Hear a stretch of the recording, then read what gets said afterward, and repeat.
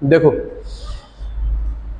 मेरे पास हमने डिस्कस किया हुआ है, अगर मेरे पास एक सिंगल चार्ज होगा, अगर मेरे पास एक होगा सिंगल चार्ज Q1, तो क्या मुझे इसको यहाँ तक लाने में, इस पर्टिकुलर पॉइंट लाने में कुछ वर्क डन करना पड़ेगा? नहीं करना पड़ेगा। भाई पोटेंशियल एनर्जी का मतलब क्या होता है कि मुझे इस Q1 को लाने में किसी दूसरे चार्ज के अपोजिट में वर्क डन करना पड़ा, वही वर्क डन उसके अंदर किस फॉर्म में स्टोर होता है? पोटेंशियल एनर्जी की फॉर्म में। किस फॉर्म में?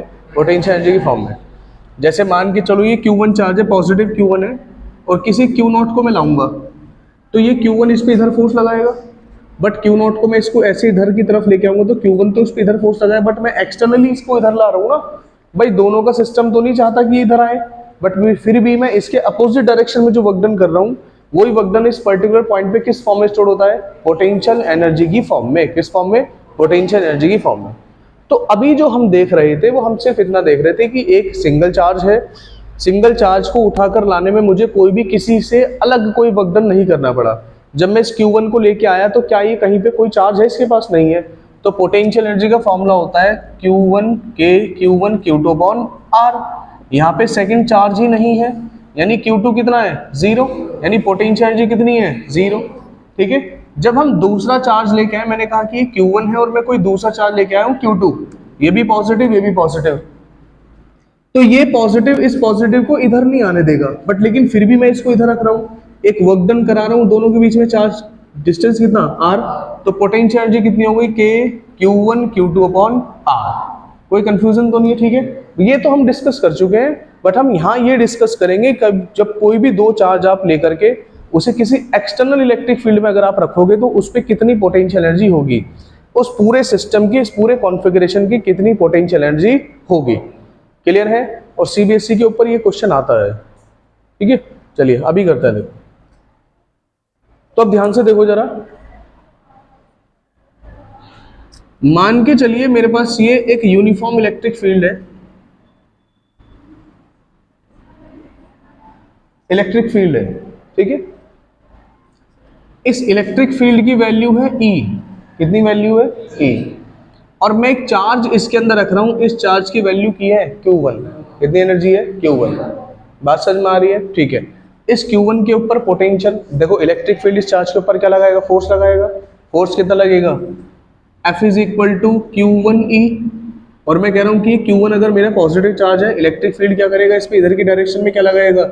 एक फोर्स लगाएगा Q1E। बट मैं इसको इधर जाने नहीं दे रहा हूं, मैंने इसको यहाँ पे रोक के रखा हुआ है।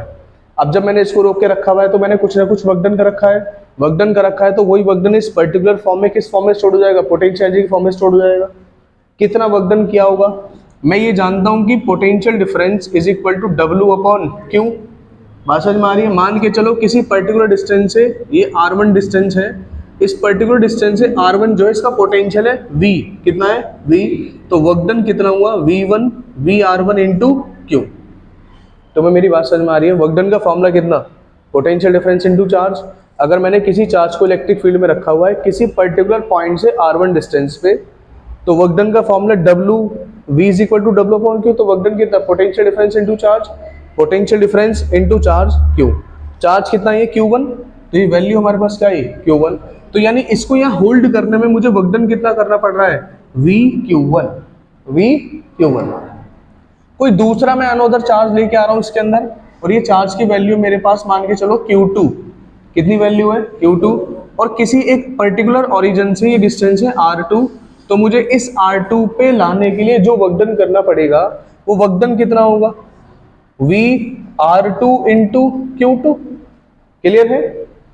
ठीक है भाई, पहले तो Q1 को यहाँ होल्ड करने के लिए काम करना पड़ेगा, और वो कितना होगा? VR1 Q1। इस दूसरे को होल्ड करने के लिए वर्क डन कितना पड़ेगा? VR2 Q2। और ये जब दोनों एक दूसरे के पास रखे हैं और इन दोनों के बीच का डिस्टेंस मैंने कहा R है, तो ये दोनों भी तो एक दूसरे पे फोर्स लगाएंगे, इसको भी तो होल्ड करके रखना पड़ेगा। तो इन दोनों के बीच में कितनी पोटेंशियल एनर्जी होती है दो चार्जेस के बीच में? Potential energy between two charges कितनी होती है? पोटेंशियल एनर्जी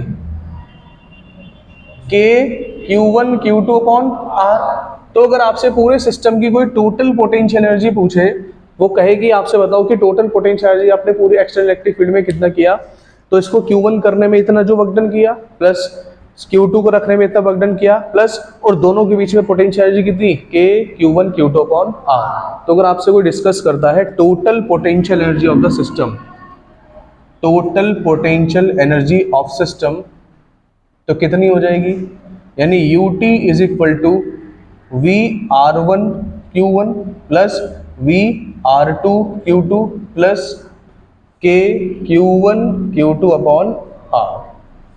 कोई कंफ्यूजन तो नहीं है, बात समझ में आ रही है, इसे नोट करो पूरा बस।